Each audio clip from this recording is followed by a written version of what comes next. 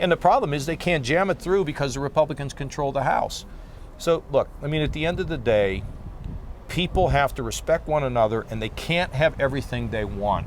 We don't have everything we want with our spouses. We don't have everything we want with our children. I mean, that's just not the way it is. But somehow people go into politics and they tend to think, well, it's my way or the highway. Well, that's not life. And that's what they need in Washington. They need to get a life.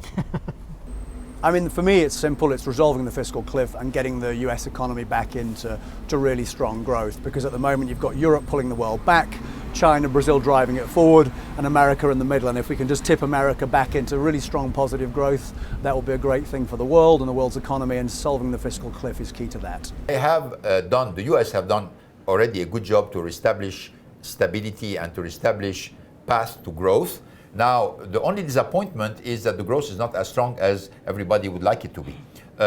So the most important element in 2013 is to bring back the condition for a stronger growth in the United States. Spur on innovation and entrepreneurial spirit. We believe in the power of small. 90% of the jobs that get created in the world, including the United States, come from small businesses. We need entrepreneurism in the country. We need the power of small. We need to get the fuel going again in the venture capital world so the innovators come out, they create opportunities, they create jobs. That our society excludes many people from successful economic activities.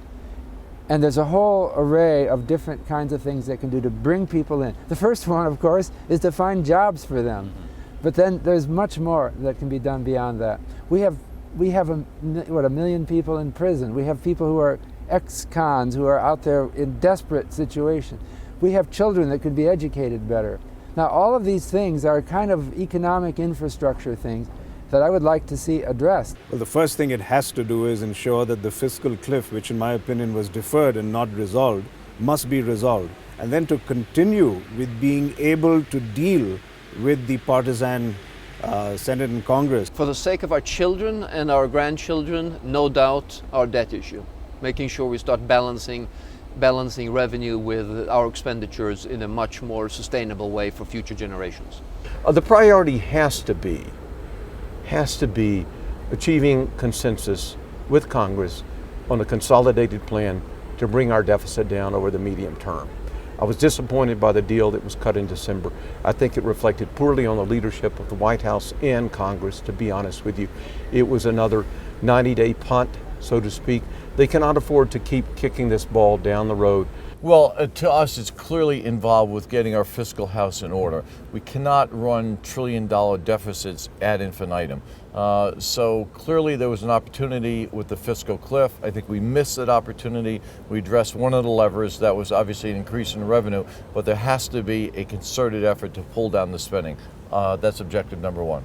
Clarity in terms of the budget, in terms of taxes, in terms of federal spending. The thing that's most painful is uncertainty. If you understand the playing field, you can make business decisions. When you don't know what's going to happen, it's difficult to make decisions.